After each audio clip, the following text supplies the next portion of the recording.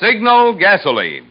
Signal, the new gasoline you can prove is superior.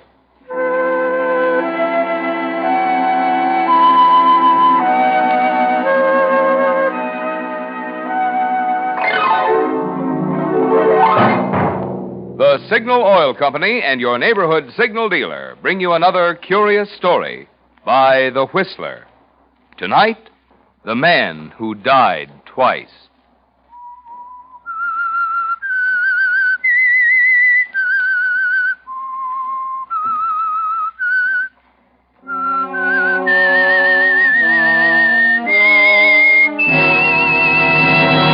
I am the Whistler, and I know many things, for I walk by night.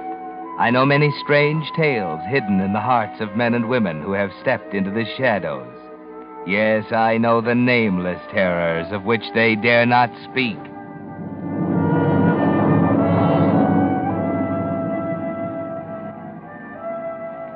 It wasn't until a year or more after his second death that the public learned the facts in the case of Stash Wilk and made him famous posthumously as the man who died twice.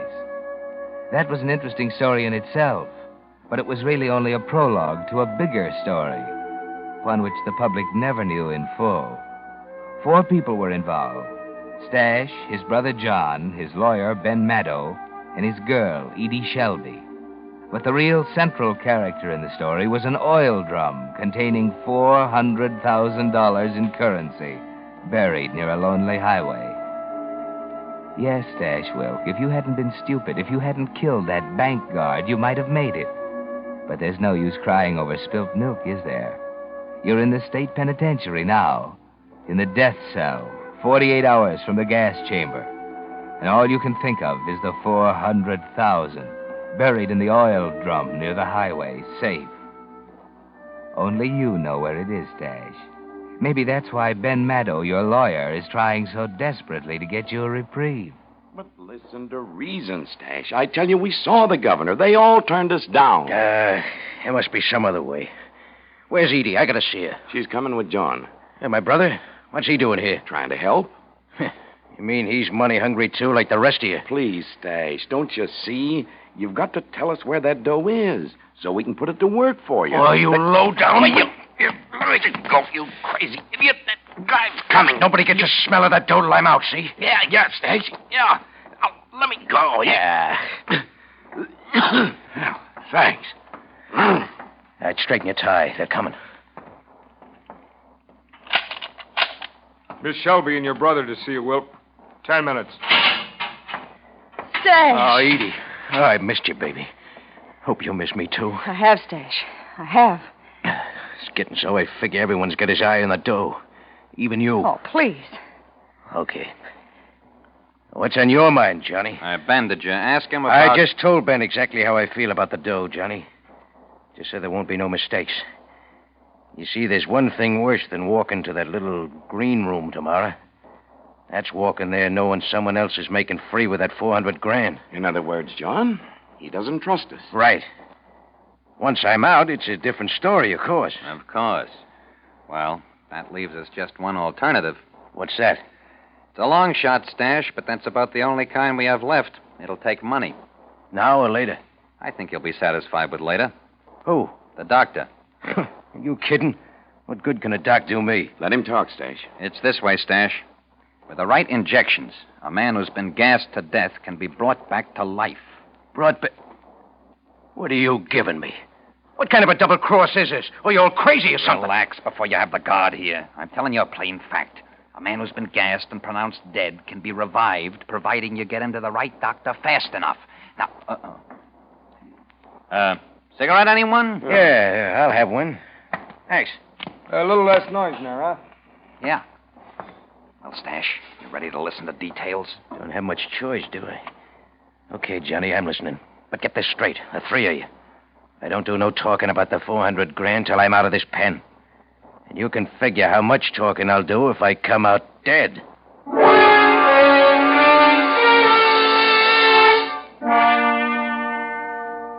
Yes, Stash, it's enough to make a man think, isn't it, with death staring him in the face. The guards at the prison noticed the change right away. and the report goes to the warden that with a little more than a day of life left you, you've changed from a surly, scowling brute into a model prisoner. Meanwhile, Ben Meadow and your brother John are making preparations. And finally, on the morning of the execution... What time is it, John? Almost 5. That doctor was going Don't worry, I told you. He's got the schedule. You're sure of him? Positive. He's done it before. We have exactly an hour. He goes into the gas chamber at 6 sharp. Where's that laundry van? Outside. Well, get him.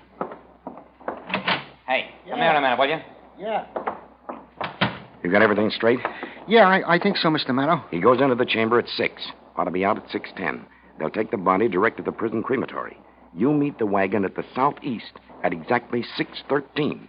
You exchange that body in the sack in your truck for Stash. Yeah, I know. Now, there can't be any slip-ups. A delay of a minute might make the difference between life and death. It's got to be split-second timing. You understand? Yeah. All right, get out and check your truck. And don't let the prison guard suspect this is anything but your usual laundry pickup. Right, boss. I'll be back at 6:20 sharp with the body.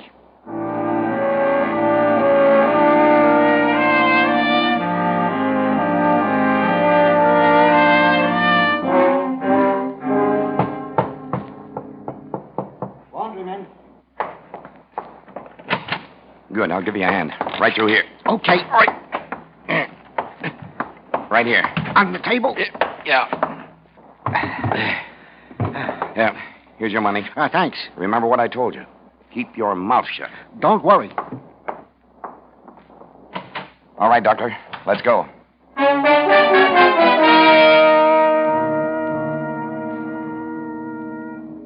Methylene blue. Here it is. Needle. Right. There. Oxygen on. It's on, Doctor. Heart. Not yet. More methylene.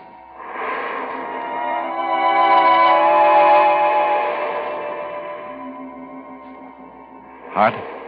I don't know yet. I can hardly tell. Give me that stethoscope. Here you are. Let's see. Wait a minute. Give him more oxygen. He's starting to breathe, Doctor. How's his heart? Easy. Now down on the oxygen a little. Steady. He's really breathing. All right. We'll keep the oxygen on a little longer. Doctor, is he... Yeah, he's out of the woods. He'll live? He has an excellent chance. Cover him with a couple of blankets. How long before he'll wake? There's no way of telling yet. The main thing now is that he's alive. If his constitution is as strong as I think it is, he'll come through.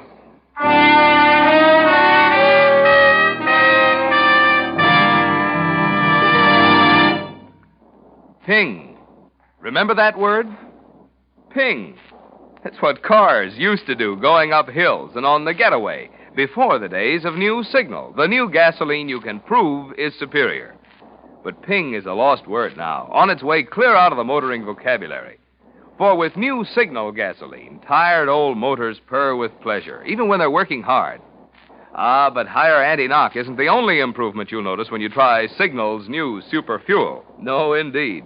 In addition, you'll enjoy quicker starting the moment you touch the button, faster pickup that you can really feel. And because you'll be shifting less, you'll get more of those pleasurable high-gear miles, actually go farther than ever with New Signal. Because all these advantages are things you can see, feel, hear right in your own car, we call New Signal the gasoline you can prove is superior. Why not make your next gas stop a stop at one of the friendly stations displaying Signal's familiar yellow and black circle sign? Fill up with New Signal gasoline and see for yourself the surprising performance there's still left in your car. And now, back to the Whistler.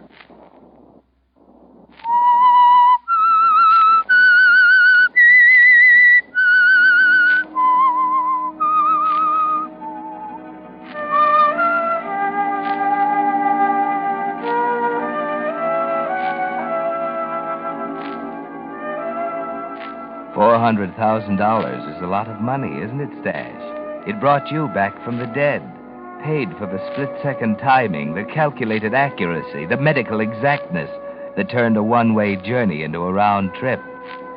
You remember nothing from the time the paralyzing fumes surrounded you as you sat strapped in the gas chamber. Nothing except a feeling of strangulation, the sudden stabbing of a million knives at your chest.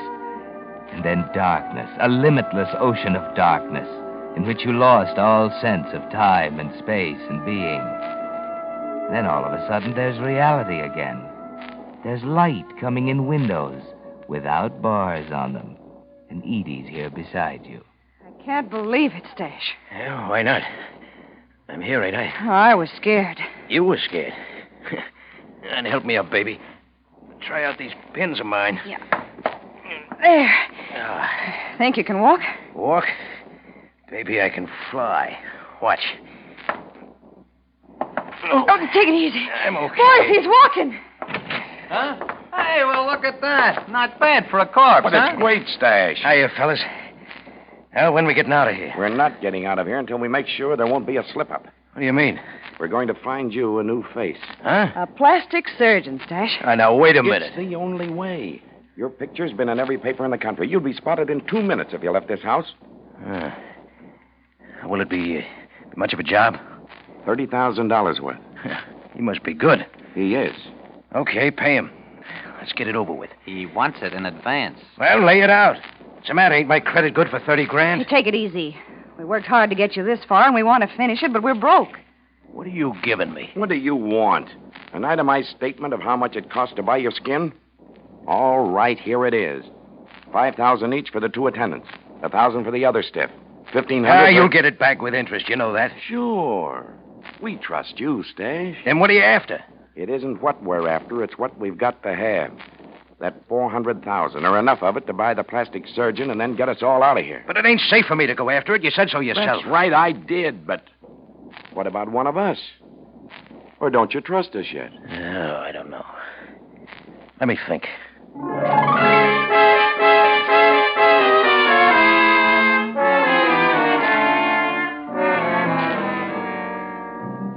And you don't trust them, do you, Stash? Because you know there's no honor among thieves. Still, you're not quite yourself today, are you? There's a new feeling inside you. The dictionary calls it gratitude. You don't recognize it, but it makes you feel a little like a heel doubting these people after they saved your life. But perhaps you can squirm out of it gracefully. Perhaps your brother... Johnny, how about you? Can't you raise 30 grand for me? Right now, I couldn't raise yeast. I'm already out on a limb for part of the expenses. There's nothing we can do, Stash. We've gone through every cent we Ah, have. you said that. What about raising it? I tell you my credit's good. It won't work. Who is this Doc? Martin, he's a friend of mine. Why won't he work in the cuff? He wouldn't believe me when I told him about the money you buried. Wouldn't believe you. Why not? I had nothing to show him. Why should he? You still don't trust us, do you, Stash? Wait a minute. You think you could convince this Doc if I drew you a map? Now you're talking. I ain't finished. There's strings on this. Nobody does any digging till I'm ready to go with you. After the operation. But what about paying the doctor? I think I can sell him on it if I've got a map. He's afraid Stash will walk out on him. He's taking quite a chance, you know. It's all right with me, Stash. What about you, Ben? Nobody goes till I go with you, right? Okay. All right. Give me a paper and pencil.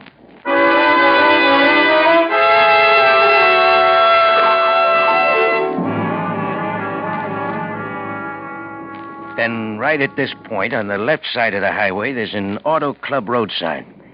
20 yards from there, right on the line with this rock, you'll find an oil drum buried. See? Right there. You can't miss it. Thanks, Stash. Now, you better run out and wrestle up that Doc. I want to get... Ben. Get your hands up, Stash. Over against the wall. Hey, what's you going too, on? John. Edie, you're not going to let him do... Oh. So that's how it is, huh? That's how it is, Stash. I'll kill you, you little double-crosser. Get back to the wall, you... There. That's better. You always were hot-headed, Stash. She'll double-cross you, too, the little... I don't think so. He wouldn't understand. Edie and I were patient, Stash. We knew what we were waiting for, and now that we've got it, there's no need to tolerate you or your brother any longer. Ben, listen. You got 100 grand coming to you. Knock me and Johnny off, you just wind up with a murder rap. And 300,000 more. Don't forget that. Yeah, a lot of good that'll do you when you're walking the last mile. That's right, ain't it, Johnny? Not exactly. There's no crime in killing a man who's already been executed.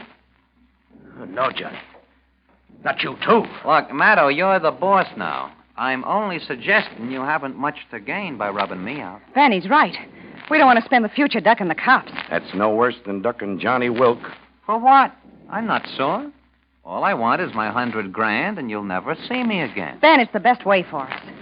Maybe you're right. Maybe it is smarter.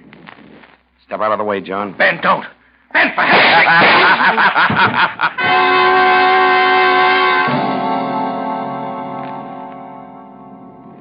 So Stash Wilk died twice, reducing membership in the corporation to 3.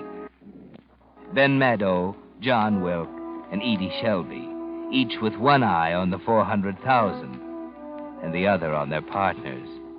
They're all jittery that night on the way to the spot Stash marked on the map. What are you trying to do, Edie? Kill us all? Don't jump at me. I saw the car. Well, don't drive so fast. You want to get there, don't you? Exactly. I want to get there. I can wait until tomorrow if I have to. Look. Why don't we just take it easy, huh? We can stop at a roadside hotel. I think it's crazy. You're outvoted. May as well slow down. All right. That better? You know, it's funny, Ben. Someday you'll probably fall and break your neck in a bathtub.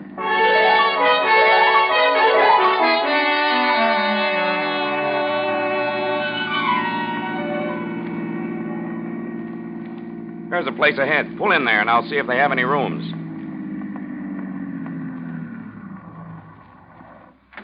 Be right back.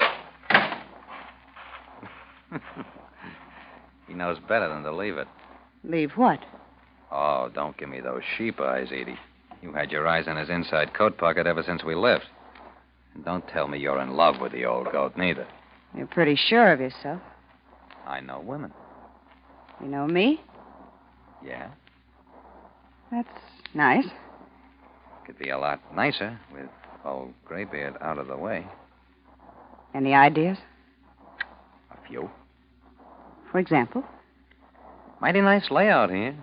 All these second-story rooms with balconies. I don't get it. Just watch me. That's all I've been doing since we met. Sort of like it, Johnny. Watching you. Wait a minute. Here he comes. Hey, what's the dope, Ben? Just talk to the maitre d'. We can get dinner and rooms. Did you reserve the rooms? Not yet. I wanted to check with you first. That's great with me. Come on, Edie. Yeah, I was thinking we could pick up a couple of those view rooms on the second floor. With the balconies? Mhm. Just what I had in mind. Look at that sky, will you? Oh, what about it? Nothing. Except it is going to be a beautiful night, isn't it?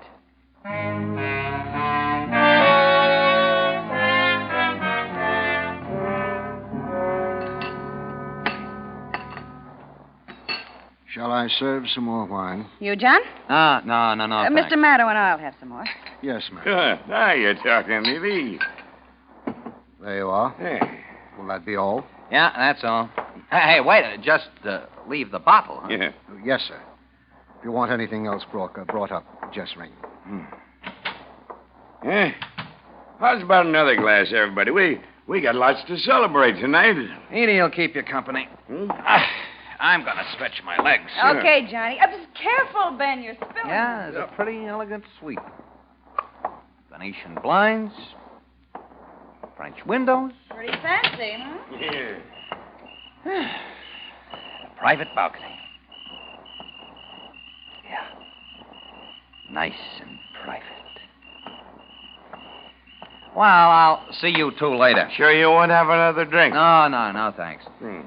Oh, by the way, Edie, you were right about it being a beautiful night. You two really ought to have a look outside.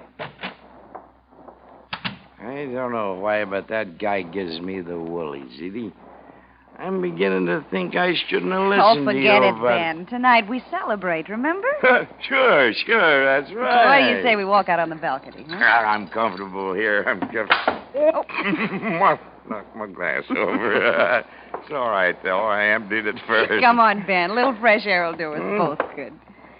Here, I'll take your arm. No. I feel fine. It is pretty out here, isn't it?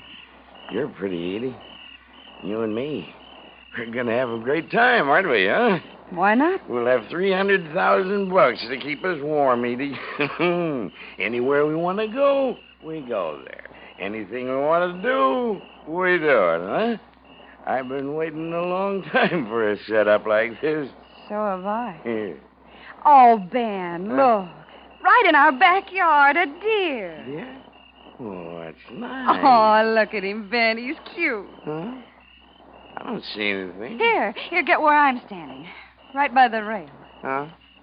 I still don't see anything. He's down under our balcony. You'll have to lean over to see him. You sure it's not an elephant?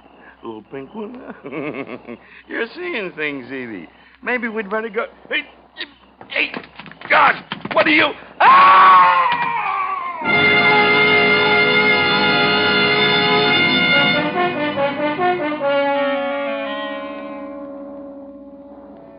Too bad, Ben. You turned your back once too often, let your guard drop for one fatal instant, forgot for a second that you were dealing with big leaguers, members of the 400 Grand Association. Of course, John and Edie testified the next morning before the coroner's jury. And of course, the verdict was... The deceased, Benjamin Maddow, met his death from an accidental fall while under the influence of alcohol. And, of course, the other guests of the hotel understood when Ben's fiancée and his best friend left immediately after the inquest. Of course. After all, Edie, you couldn't bear to remain around the scene, could you?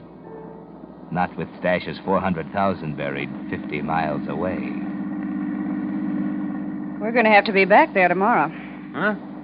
Why? We're not acting like a couple of grief-stricken friends. Somebody's got to claim the body. Yeah.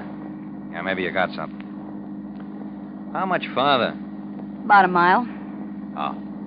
We'll be there soon. Not at the rate you're driving. Nice, isn't it? Two of us alone. Yeah. There's a lot ahead of us with that 400 grand. There's a lot behind us, too. We can forget it. You think so? It'll be easy with you. You're a pretty interesting character, John Wilk. Yeah? Yeah. You've been in the racket, same as the rest of us, but you've never gotten your fingers dirty. How come? I used my head, I guess. For example, see this road? What about it? That's where we're going. I'm using my head. I don't get it. You will? Why are you turning off the highway? This isn't the place. Johnny, what are you doing? Answer me, Johnny. There's nothing here at all. Stop, Johnny. You'll drive us over the edge. See what I mean about using my head, baby? Johnny, why are you getting out? Release the brake. Johnny, you can't. You heard me. Release the brake. All right.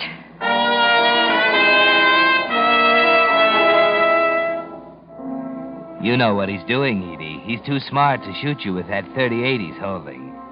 The shoulder of the road slopes down for about 10 feet. Then the cliff. They'll find you in the wrecked automobile, and there'll be no telltale bullet holes. You're thinking fast. You've got one chance, haven't you? There, he's behind the car now to start it rolling down the slope. That's it. Into reverse, quickly. Run him over. Ah! I got him. You're going to have to turn around. It's narrow, but you've got to make it, Edie. That's right. Now into reverse. You have to back close to that edge. You have to watch where you're going. Better take your eyes off John for a minute as he lies on the other side of the road. Johnny! No! Keep right on going, baby. Right on over.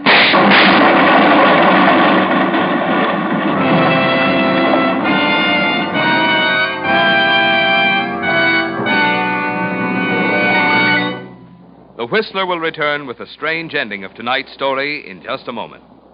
Meantime, let's take a quick look inside the refineries where new Signal gasoline is made. It looks like the movie version of a chemist's dream. For here are some of the most amazing devices ever known to science, where the atoms in gasoline molecules are actually separated, then put together in an entirely new way, creating an entirely new type superfuel. That's why new Signal isn't just a pre-war quality gasoline, not just an improved old-style gasoline, but a completely new post-war motor fuel. And that's also why new Signal is packed with amazing new power and performance that's so immediately apparent you can feel it, see it, hear it. Whether you're driving a 1932 Ford or a 1942 Cadillac, you'll know New Signal is the gasoline for your car the moment you step on the accelerator and feel that old motor get young again. That's why we urge you to let just one tankful of New Signal gasoline talk for itself. Let its quicker starting, faster pickup, higher anti-knock, and longer mileage demonstrate in your car why New Signal is actually the new post-war gasoline you can prove is superior. And now, back to the Whistler.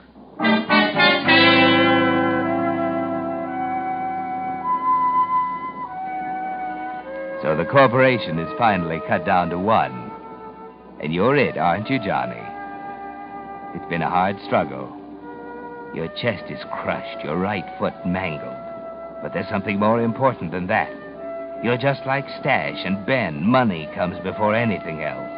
It's the thought of the 400,000 in the oil drum that gives you the strength to half walk, half crawl that last mile to the roadside. Yes, there it is. 50, 60. And there's the rock. 17, 18, 19, 20. Here. Right here. Yes, John. This is the spot you've lied and betrayed and killed to reach. You don't care whether you live or die now. All you want is the sight of those greenbacks, isn't it? You look for something to dig with, a stick or a sharp stone. There's nothing. So you dig with your fingers, claw at the dirt, forget the pain in your hands. Every breath feeling as if you've inhaled a load of razor blade. But at last you reach it. The oil drum, just as Stash had said. The top comes off easily. There. Now. Can't feel it. Light a match. Now. What's this? Where's the... Empty. No. No, I'm wrong. It can't be. Ah, here. A piece of paper. Just like Stash. Must be another map. The dollar bill. Map, it must be a map. Sure, he's written directions. Whoever's double-crossed me, keep this buck for your trouble. The rest of the 400 grand, I leave to the worm. Stash. Oh, no.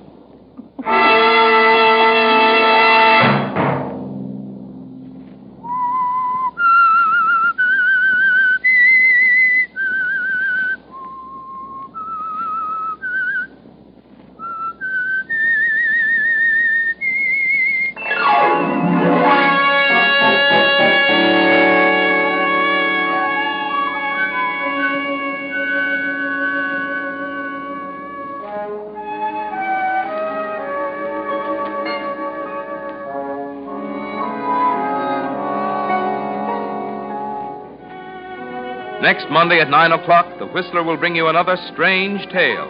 The curious story, Death Wears a White Robe. The Whistler is broadcast for your entertainment by the marketers of Signal gasoline and motor oil and fine quality automotive accessories, and by your neighborhood Signal dealer. This program, directed by George W. Allen, with tonight's story by Stanley Rubin, music by Wilbur Hatch, is transmitted to our troops overseas by the Armed Forces Radio Service. This is Marvin Miller speaking, and suggesting that you try New Signal, the new gasoline you can prove is superior.